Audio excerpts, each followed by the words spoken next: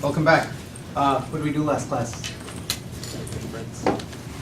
Did we finish type inference? No, we started type inference. In particular, what part of type inference did we do? Constraint generation, right? So we've done one half of it. And constraint generation, as you saw, is pretty straightforward, right? I mean, the whole code's right there in the book, and it's, a handful of lines of code. It's a very simple algorithm. It just does a recursive descent over the body of the program. And very, very locally just spits out constraints. It says, just for this expression to type, what do I expect the inner parts are going to do and what the outer parts are going to expect, right? Just generates those constraints, throws them all in the bag, and now we have a big bag of constraints, right? And now we have to solve them.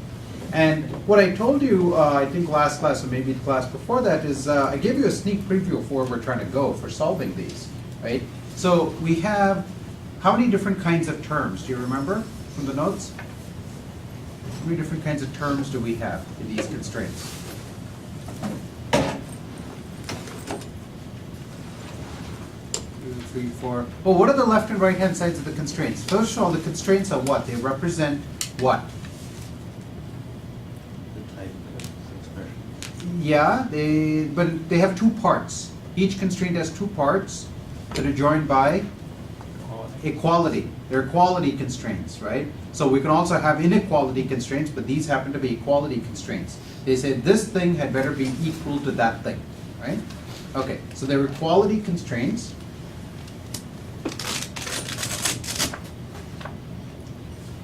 Okay.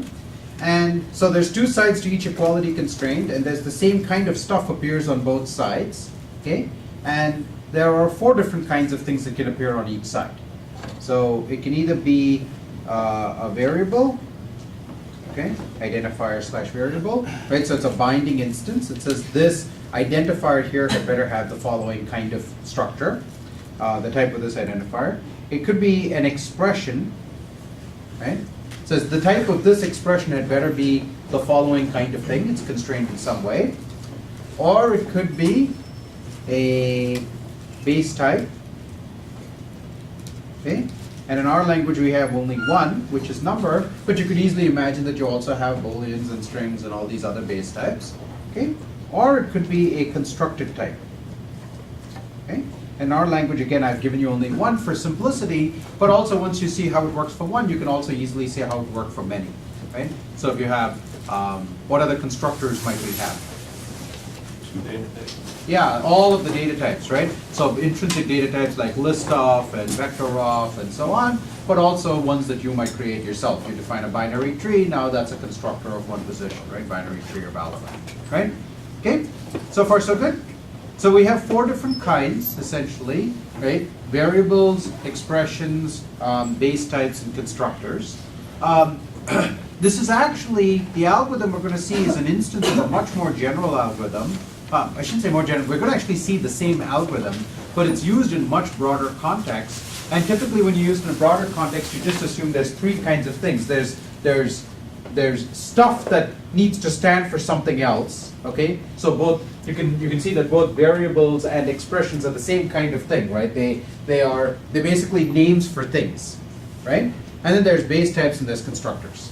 Okay, and so this algorithm is called Unification, and was essentially rediscovered in the process of coming up with this idea of type inference. But this more general algorithm of unification is broadly used. You may have even seen it in an AI class, like I don't know if 141 still teaches it, but AI courses teach unification. Lots of different places teach unification. It's all over logic, right? Because it's just this very general algorithm.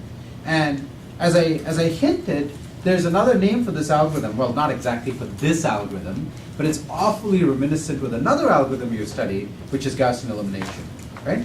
So what is Gaussian elimination used for? First of all, when does Gaussian elimination even apply? In what settings does it apply?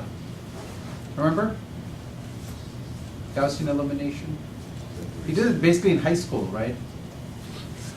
Yeah. Solving a system of linear equations. Yeah, a system of linear equations, right? So it's a system of linear equations. What does linear mean? What's the word linear mean here? What's linear about these equations? They don't have quadratic, or like all the variables are like they're all of order 1. Yeah, exactly. So all of the variables that you have are all of power 1, right? So power 0 we don't have to worry about, and power 1 is all the variables that we have, right? So here we have two different kinds of variables, right? Either program variables or program expressions, but they're both things that need to be solved for. So that's what makes them variables, right? So solve for these, right? Because we need to put an annotation for every variable, and for, ideally, if we know every expression, then we certainly know for the expressions that we care about, right? So this is one of those classic cases of solve the general problem and then the specific one falls out. So those are the things we need to solve for, and they're essentially always in linear form, right? You don't have like quadratic expressions, right? You just have variable equals something. In fact, they're linear with the constant of 1, right? So they're linear with prejudice, as it were, right?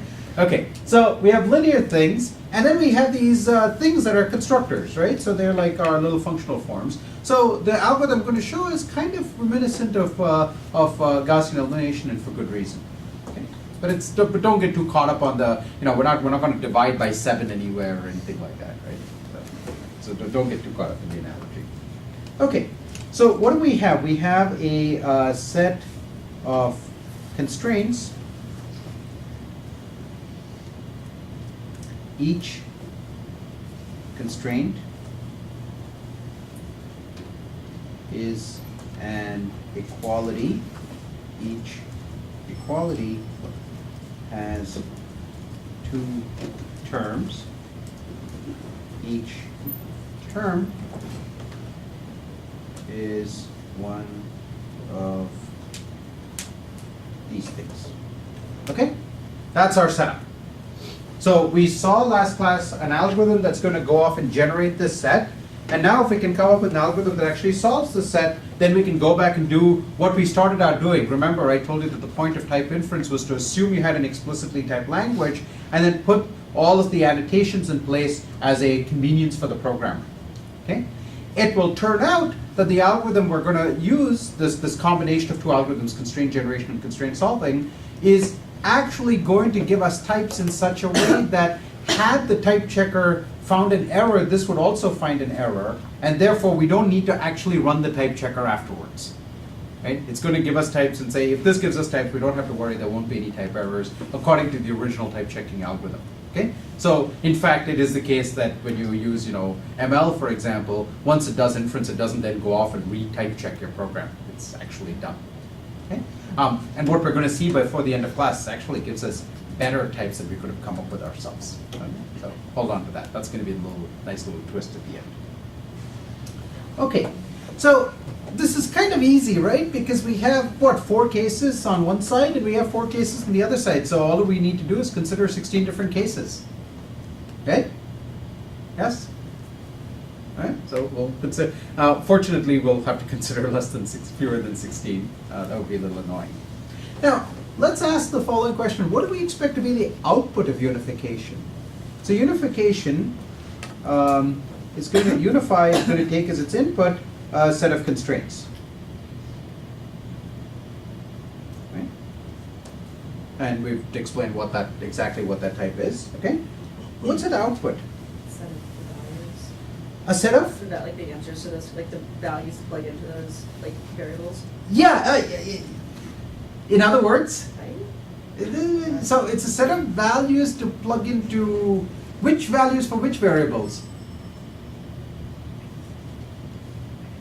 Yeah.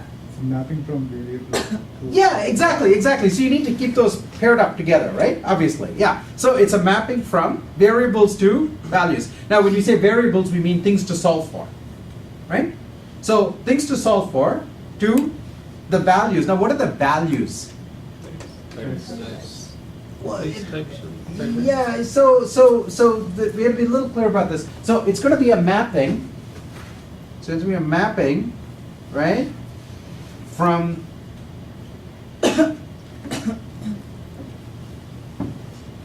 solve for stuff, right? That is these two kinds of things, to what?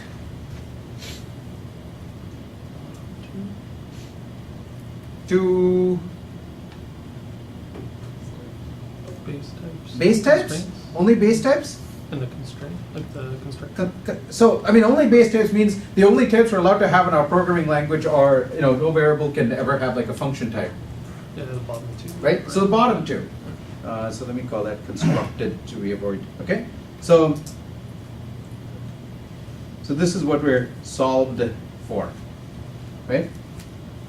So basically, our language of types, right? Remember, we started off with our language of types, and our language of types was any, you know, base types and things that we can construct out of them using constructors, right? Like arrows and list off and so on, right? So this is what it would mean to come up with a solution, right? A solution is anytime I have one of these things I'm trying to solve for, I can go look it up in the mapping, okay? And I will be able to get a proper type out of it, because that's what, in principle, remember, we're trying to feed this output to the type checker, right? In principle, at least. So we need to produce stuff that the type checker recognizes, right? So we're going to take one of these things, we can now go plug it in over there, and we'll get output that the type checker recognizes. Right? And then we can go run the type checker, except it's going to prove to be the case that we don't need to run the type checker at all. Yes? So does the base type also include the polymorphic?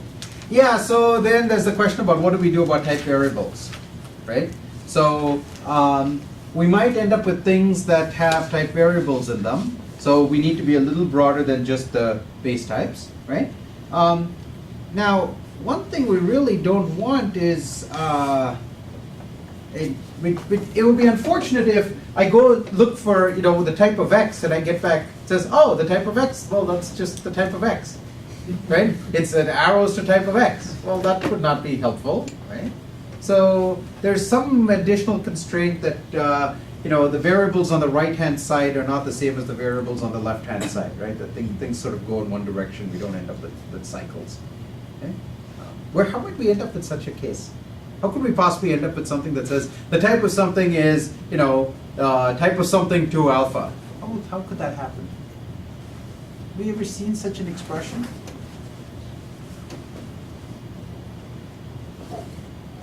Where we get a cyclic type? Yeah? With a function that returns itself or accepts itself as an argument. Ah, returns itself or accepts itself as, have we seen such an expression?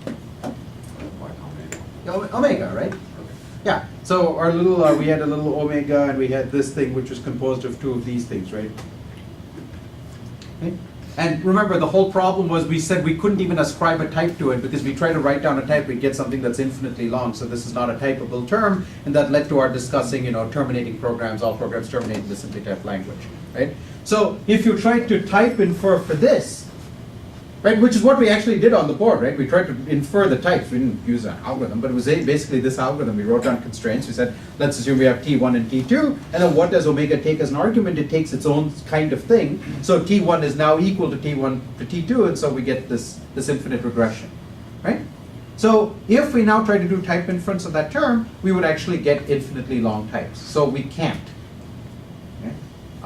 In the notes, I discuss fixed point types, you know, called mu types. And if you have, you know, in this type language we can't, but if we had a different type language we could. And I discuss that in the textbook notes. I might discuss in class next class. I'm not sure. We'll see. Depends on how the schedule works out. Okay.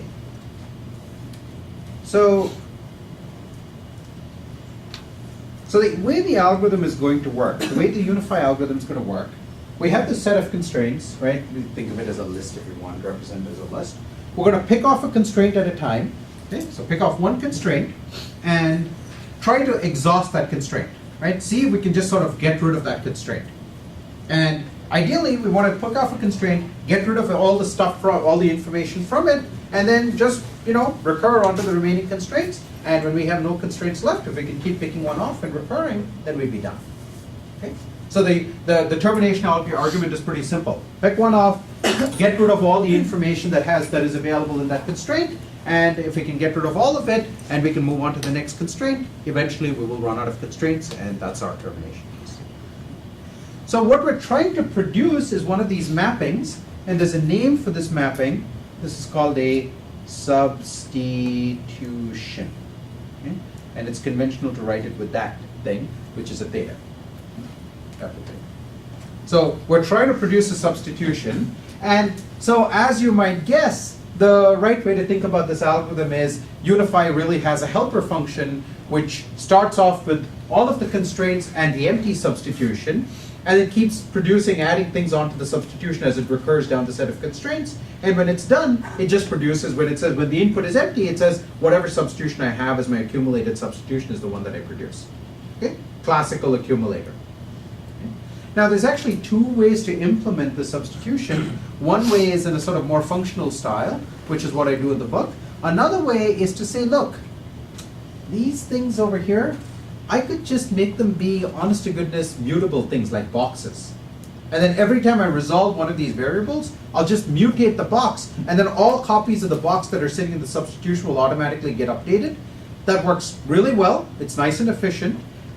There's just one downside to it, which is if you ever need to backtrack, well, now you have to undo all of your mutations. Now the algorithm as we use it today will not need to backtrack. Okay? It will not need to backtrack, so the mutation implementation is perfectly fine. However, there are settings where you use unification where you do need to backtrack, in particular when you sit underneath Prolog. So the implementation of Prolog does unification with backtracking, and then you have a problem because you have to decide which implementation you want to use, and either way there's a little bit of pain. Okay? And we will talk about Prolog in about 5 or 6 classes. Okay? So some of you noticed that, like on Piazza, somebody had posted a pointer to a talk that uses Prolog to implement type checking. We'll actually be doing that in class, so you'll see all of that. Okay? You should still see the talk. It's an awesome talk, but we'll be doing it anyway. Okay? Okay. So here's our issue. We're going to have Unify. Unify is going to take a set of constraints and a current accumulated substitution, and it's going to keep trying to walk through the constraints, one constraint at a time, and discharge the first constraint, augment the set of substitution, discharge the next constraint, object with substitution. When we have no more constraints, we return the substitution. Clear? That's our game plan. Yes? So I have now, so I'm looking now at the first constraint in Unify. Okay? And I have something that looks like T1 equals T2. Right? And remember, T1 has 4 different possibilities, T2 has 4 different possibilities. Okay? So let's say T1 is one of these 2 cases. Okay? It's one of these solve for cases. So it's either a variable or expression. Okay? This is something we want to solve for. Okay? Well, and off on the side we have the current substitution. Okay? This is the one we have so far.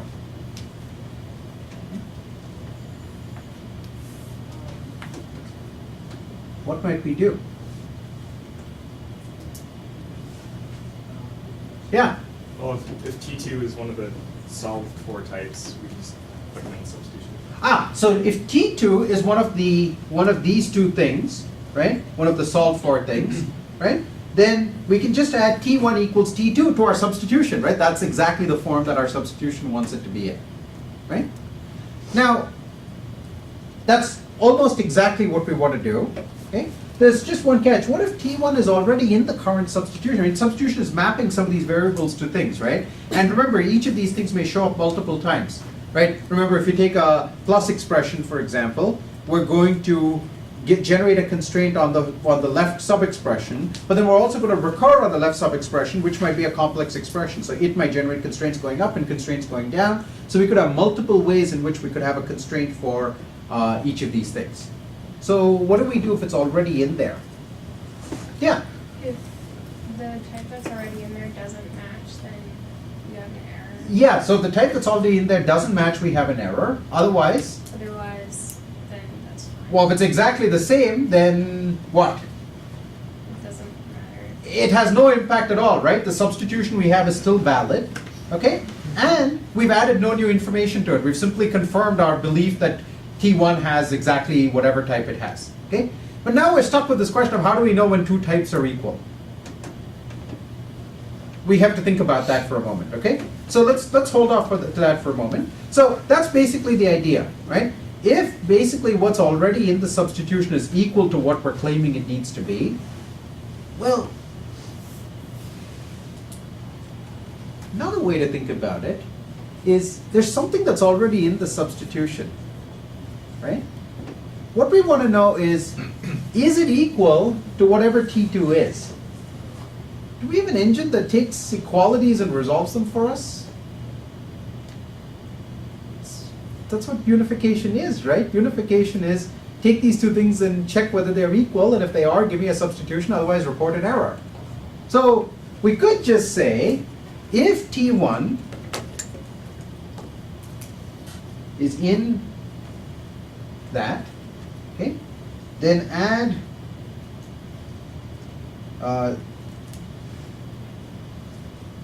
T1 equals T2 to the set of constraints, right? Else, add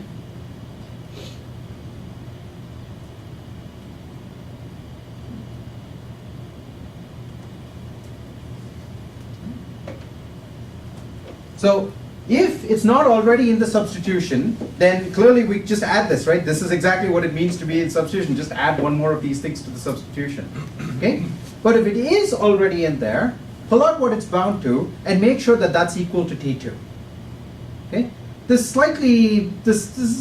So what's the downside to doing this? Yeah? It's not structural.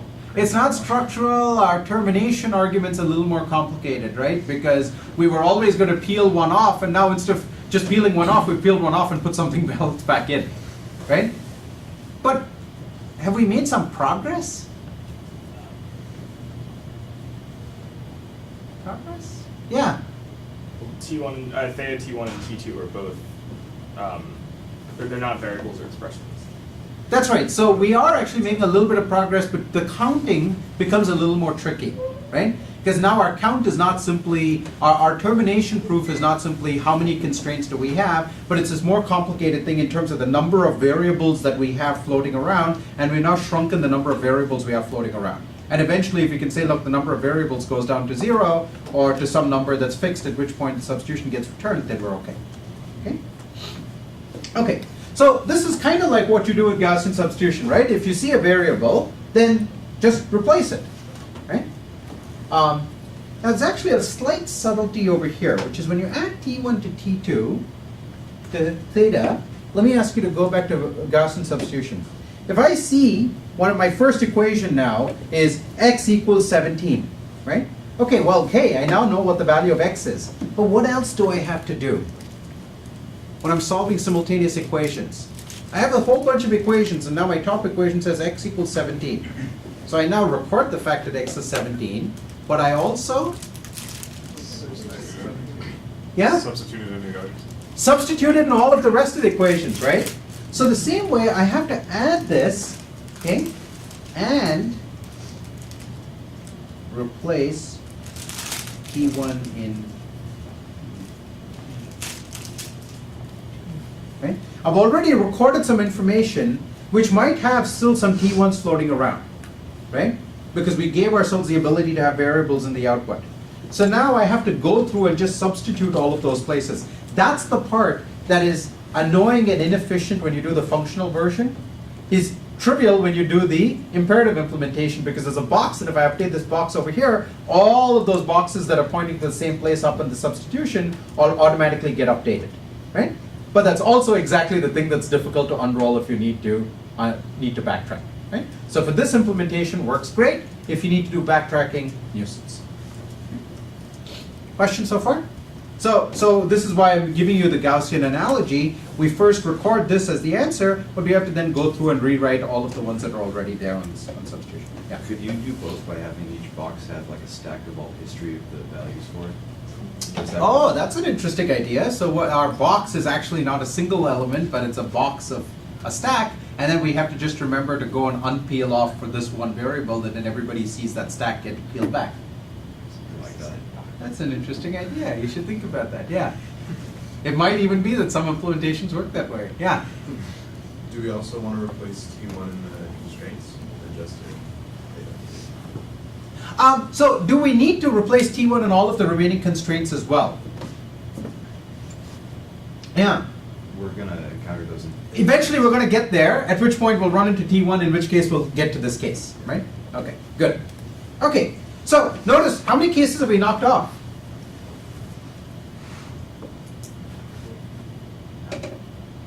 Why half? Because if a variable are expressed on the right. Yeah. So we've done both variable and expression on the left-hand side, right? So we're actually doing pretty well. So 16 doesn't sound quite so daunting. Okay.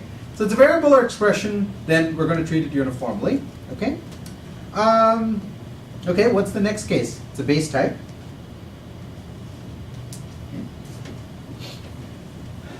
So what are the possibilities for T2? How many possibilities are there for T2? Still 4, right? It's always 4. Okay. Now, if T2 is a base type, right? What must be the case? What do we want to have be the case? It better be the same base type, right? Because if it's not the same base type, that means it's a different base type, and our assumption is the different base types are all disjoint, right? Numbers are not strings, strings are not booleans. Now, of course, if you have a language where booleans are numbers, then you have to build some extra knowledge in here. But as long as your base types are disjoint, right, then any base constructor, it has to better be the same, or else you report an error, right? So if is base, okay, if same base as T1. So now what do we have? We have a constraint where T1 is a base type and T2 is the same base type. For example, we have a constraint that says number equals number. Now how could such a constraint even occur? We never generated such constraints, right? If you go back to yesterday's lecture and you go through the constraint generator, it never generates anything that says number equals number. That's crazy. Yeah. Wouldn't we add those? Yeah, because of substitution, right? We might have had, the type of expression, this expression over here is number, and then number equals type of this expression. When we replace this with this, we end up with constraints that look like number equals number, right? It's this part over here that causes such constraints to occur, right?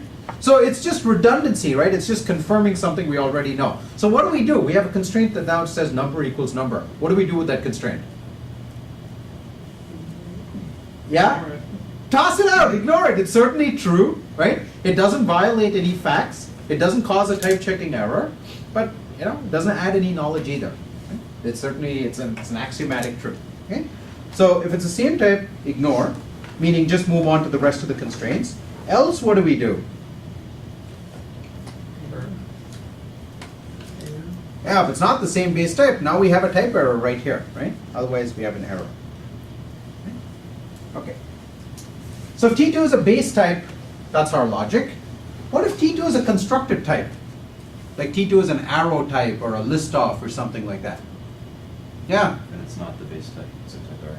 Type error, right? We've now tried to unify number with something that is a constructed type, with a function, with a list, or anything else. So obviously error. If is constructed, error. Okay, what are our other two possibilities? Variable or expression. Yeah, so if T2 is a solved for, what do we do now? Yeah. Can you just flip it? Yeah, that's exactly what we're going to do. Okay? We're going to push T2 equals T1 onto constraints. Okay? Just flip it. We've already done the code for it here, so why bother, right? So we'll just turn that back around. And why are we justified in flipping it around? Because it's equality. Bingo! They're equalities, which means they can be flipped around. Right? So we'll flip the two around. So notice here's another case where the termination's a little messier, right? Because we took a constraint off and we shoved a constraint back on. And in fact, we shoved the same kind of constraint back on. So even any arguments you made about the number of variables disappearing, all of those arguments are off. So don't we really have a problem with termination now? Yeah? It's still not increasing. It's still not increasing, but we could still be in an infinite loop. Yeah, if we had like some variable equals itself. flip it, add it back on. Yeah, so that we're assuming is handled in that case, yeah? When you count the size of a constraint, the order matters for that. And you Oh, say- no, you don't Wait, need why the not? order to matter. Yeah, You can just do it inductively, like if. yeah, but we're trying to make sure the induction works. But The like reason it's a it race- works is, yeah? You just said smaller when it's oriented this way. Why isn't that? No, because I said we're actually eliminating a variable. The reason this works is even though we're flipping and pushing something of the same structure back on, we won't get into an infinite loop because we won't come back to this case. Yeah. We had a base type equals variable, but now when we flip it, it becomes variables equals base type, and we go into this case. In this case, we've already argued makes things smaller. That's why. Sure. Okay? It's a few different ways to structure the argument, but we'll terminate, don't worry. Okay, good. Okay, so what's the last remaining case? You have a constructor, right? So left-hand side is a constructor. So we have something that's like, an arrow type, for example, on the left. Okay, does this look familiar? It's going to look awfully familiar to the base type case, right? Because if it's a constructor, what do we need to make sure the right-hand side is? What's the one thing the right-hand side had better not be? It better not be a base type, right? If T2 is base, that's automatically an error for the same reason as this line over here, right? Okay, so if it's a base, then we immediately give an error. Otherwise, if it's a constructor,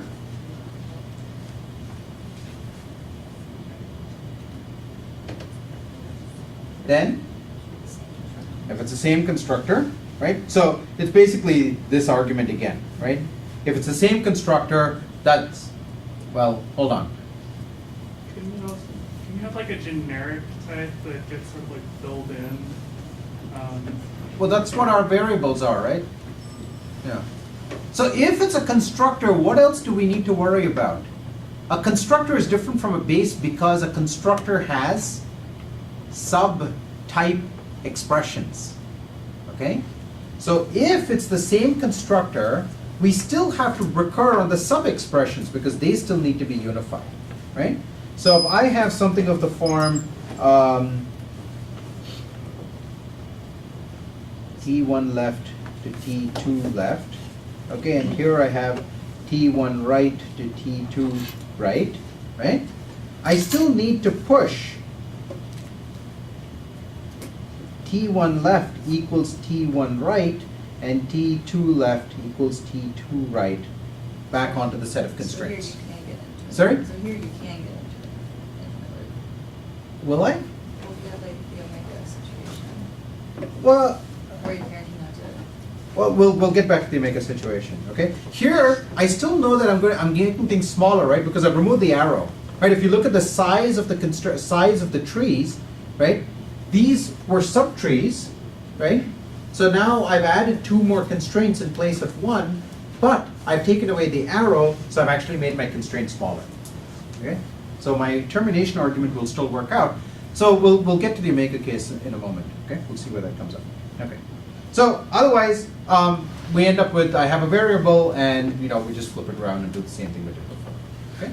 Good. Where does the omega case occur? The omega case occurs right over here, in the replace. Okay, so actually, more precisely, it appears over here.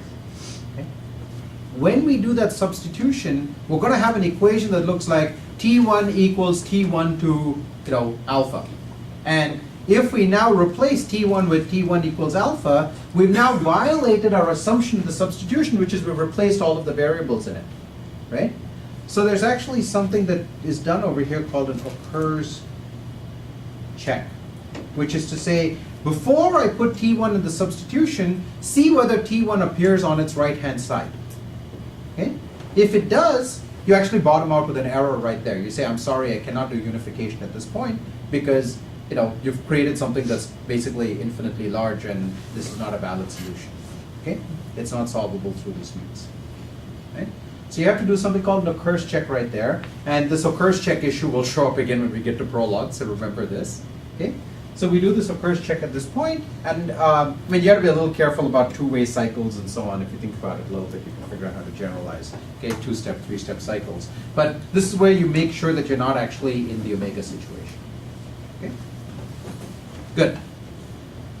And that's it. That's our unification algorithm. Okay, so 4 cases, right? So if it's a variable, basically add it to substitution. If it's an expression, treat it like a variable. If it's a base case, make sure it's the same base. If it is, you're okay, just ignore. If not, give an error if it's a different base. If it's constructed, give an error. Otherwise, flip it around and continue the algorithm. And likewise, if you have a constructed type, if the other side is a base, that's an error. The other side's a different constructor, that's an error. The other side's the same constructor, push the sub pieces on and continue with the unification. And otherwise, you just have the other side is a variable, and you just flip left and right and continue. Question? If you have a question, or you just pen it in the air. Okay, good. Okay. So it's kind of amazing that this algorithm and the previous algorithm, so these are both, like 20, 30 lines of code each, actually will give you ML's type inference. Almost. I'll tell you what the almost is, but basically it is the case that this will give you ML's type inference. Okay? If I give you, if you take the expressions, the kind of expressions we've been writing in class this semester, and we feed it to a slightly enhanced version of this algorithm, we will in fact get the types that we've been inferring, that have been showing up at the REPL. It's kind of astounding. And the reason this all came about is because Milner, who came up with this algorithm, was trying to make it easier for people to write it came up in the context of a theorem prover. They were trying to build a theorem prover. They wanted to make it programmable so that you could actually write different proof strategies. And so ML was actually invented as a language for writing proof strategies for theorem provers. And it was really annoying to have to write these proof strategies. Without types, you might write an incorrect, a faulty proof strategy. With types, you had to write these huge types. So he said, well, we want a language that's type in which you don't have to actually write down all of the types. And sort of went through this sort of circuitous route of inventing all of this. And now, of course, it's mainly useful for the financial sector, but that's life. Okay? And it's also kind of an interesting thing, right? This was the ultimate kind of quote unquote useless research 30 years ago, and now there's a huge economy that depends upon this stuff actually working. So go figure. Research is an amazing thing. So this is the ML type inference algorithm. Now, just like with Gaussian elimination, remember the 3 possible things that can happen. Either the number of constraints you have is exactly right, and then you get a solution for all the variables, or you have over-constrained the system in an inconsistent way, and then in Gaussian elimination you can say, oh, I'm sorry, here's 2 constraints, x equals 7, x equals 8. What's the value of x? Okay, it doesn't work, right? So you've over-constrained the system, and then you get it's kind of a unification error, except they don't call it that in linear algebra class, okay? But that's what it is, because you've tried to unify x equals 7 and x equals 8 means 7 equals 8, and that's just not true, right? So in our case, we could either get something that's perfectly, just the right number of form equations. We could get something that's over-constrained, and that ends up manifesting as an error. You've said number equals Boolean, and that's just not okay. Or you can get something that's under-constrained. Not enough constraints. Okay? So the most trivial example of that is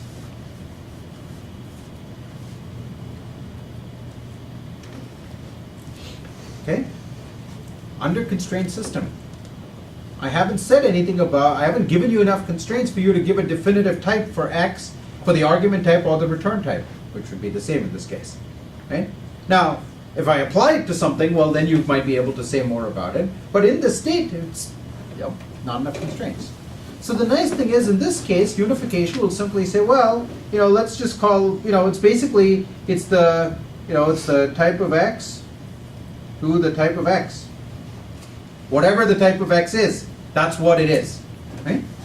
And this is kind of a messy thing to print, and so the pretty way of printing this is, quote A to quote A, right? You make up new type variables for each of these things that's under constraint, and then you just consistently rename it and print it out like this. Okay? So this is where these kinds of types come from. You have under constraint expressions, and for each under constraint expression, you cons up a new type variable, right? And then you just traverse the set of constraints, you assign these type variables, and then you print out, when asked to print out the type, you print it out in terms of the type variables instead. Okay? Make sense? Okay. That's like a polymorphic type, right? Looks like a polymorphic type. I mean, you've all by now been accustomed to thinking of polymorphic type means there's like, Greek letters in it. So there you go. There's like a quote or a Greek letter, if you prefer to call this alpha. So that seems to be polymorphic. So here's my identity function, right? This is ID, right? It's my identity function. Now, here's an expression that uses the identity function.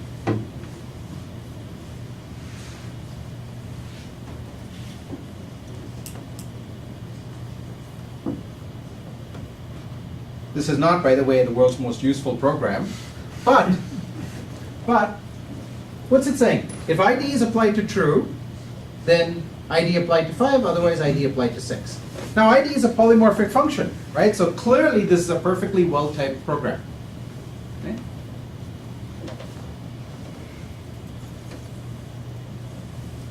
Not so much. Yeah. Won't type check, right? Won't type check, why not? Or won't unify, because Boolean, there'll be a conflict in Boolean. Right, so what's going to happen is, now this is not exactly what's going to happen, because what's going to happen is you're going to generate constraints for this whole program and solve them, but it's as if the following thing happened, okay?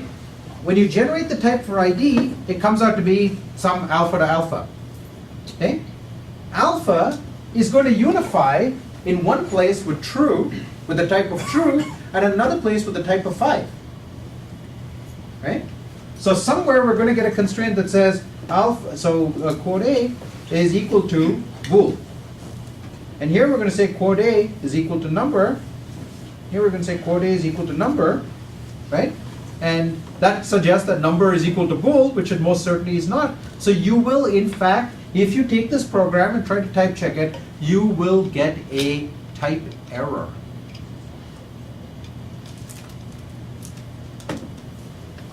A type error. That's not what we want, right? So it's important to understand that just because you see type variables does not mean you actually have polymorphism. Okay? Now let's go back about 2 lectures when we introduced polymorphism for the first time. What did we actually do? We had this process of abstraction and instantiation, remember? I even showed you like a macro that did this in a sort of nifty little way, but setting aside the macro, the point is there was an instantiation process. Here, there's no explicit instantiation going on. Okay? So because there's no instantiation, you're getting the same type variable at all uses, right? You're getting the same alpha is having to be a Boolean over here and having to be a number over here, which obviously it can't be. Okay? So in languages like ML and Haskell, there's actually, you get, when you infer, you get these types that look like this. But if you want to actually use them in a polymorphic way, which is applied to different type variables, you can only do that in a lexical context. Okay? So you can imagine that what happens over here is I say, let ID be this following thing, right? Let ID be this in this expression. You could imagine that one thing it can do is say, hey, I'll tell you what, ID is this. I'm just going to copy the code of ID everywhere. Right? I mean, that's what it means, right? Let is basically just a deferred substitution. So I can just do substitution. I'll just copy ID over here 3 times. Is that going to solve our type checking problem? Yeah. No, no, because unless you know that ID of 5 and ID of 6 return the same thing, then you don't know what the type of the if is. Set that aside for the moment. The problem we're trying to deal with right now is these alphas, right? If I copy ID 3 times in this body, is that going to solve the type checking problem? Yeah, it actually is, because basically it's as if I'm going to derive, this ID is going to be like, alpha to alpha, and this one's going to be as if like beta to beta, and this one's, gamma to gamma or something like that, right? Essentially, each copy of ID gets its own set of type constraints, gets its own type variables, and those type variables are disjoint from each other, and that is in fact the point of polymorphism, right? That's the point when I instantiate. It's like when I apply a function to our arguments, right? I get a new copy essentially of its arguments, right? Of its formal parameters. So this is like a formal parameter here, and I'm going to get a new copy of it, and so each of these copies is going to be disjoint. Okay, so we have a solution. A little unsatisfying? Yeah? Because then, if they're all going to be unique, then they're all going to have their own type, and it'll just check. It'll check. Regardless of what you do. We're done. But we're done. Yeah. We're good. Except we've now copied code, right? This is not in fact a great solution.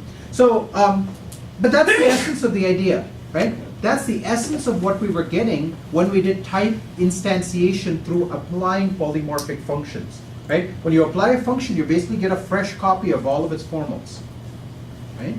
They don't clash with other copies of the formals. So that code copying is the essence of the idea. There are, of course, much better solutions, but what you do is you take this type and you copy, the simpler thing you can do is just copy the type. And instead of copying the whole body and regenerating constraints, which I've already done once, I can just copy the type instead.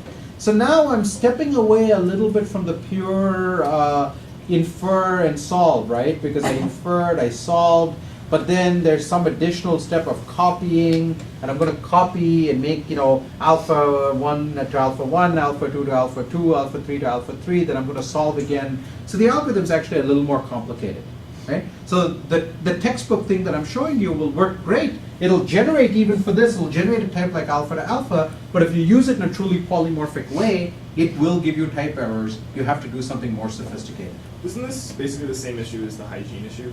Like, could you use the same things to resolve It's the same sort of problem. It's fundamentally comes down to the same question. I don't want these things to get captured, and when I make copies, I want truly different copies in each place. Okay? The algorithmics are a little different, but it's the same sort of problem. Okay? Is that I don't want to reuse the same things. Okay? So I'm not going to be able to talk about the full details of how this works out. I mean, there's whole expositions about exactly this piece of machinery inside ML, but there is a really cool property that comes out of unification. Unification has this lovely property that it gives you the most general unifiers for a term, the most general substitution you can compute. Okay? What that means is when you translate it into our type inference context, this inference algorithm that ML uses and Haskell sort of uses at its core, this inference algorithm gives you the most general type for an expression. Okay? There's a name for these. These are called principal types. There's another thing called principal typing, which is different, but this is called a principal type. Okay? And it says that any other type you can ascribe to this expression, so this is essentially the idea of principal types. Any other type you can ascribe to this expression is just a substitution on this thing. Right? So you can certainly ascribe to this the type number to number. Well, you can obtain number to number by substituting in here. We talked about the substitution idea like 3 lectures ago, right? And I was trying to set you up for this moment, which is any of these other types are obtainable by substitution in the principal type, which means the principal type is the most general type you can compute. This is amazing, right? This is one of these rare spots where, like computer science says, computers rule, humans win, humans lose. Because it says there's an algorithm that saves you the hassle of having to write the types, takes care of the process of type checking, and you're like, okay, I must lose something in this process. The answer is you lose nothing because it will be smarter than you, provably. You cannot possibly compute a more general type than this algorithm can produce. Mathematics, truth, game over. That's pretty amazing. You never get this lucky. So to me, like, this is just one of the most astounding, great ideas of computer science. And so Robin Milner, who came up with this, won the Turing Award for this and some other stuff. And it's like, yeah, this is the kind of stuff that wins Turing Awards, right? You can't beat the computer at this game, right? Now, The downside is it's a little brittle. The type errors kind of suck, and it's brittle because when you start adding new features to the language, you lose this property, right? So this property works for the ML language. It doesn't work when you start to generalize the type system in a few different ways. There's also a problem with side effects. But we have solutions to these. So ML has this thing called a value restriction that takes care of side effects in the common case. So it's a little bit of a brittle thing, but it's still pretty amazing because this is not a toy language. I mean, this is a serious hardcore programming language that people program, real systems in on a daily basis. And it has this amazing theorem sitting underneath it. That's pretty amazing. So, okay. So that's what I'm going to say about type inference. But remember this unification algorithm because we're going to come back to it in about 3 lectures. Okay. Thank you.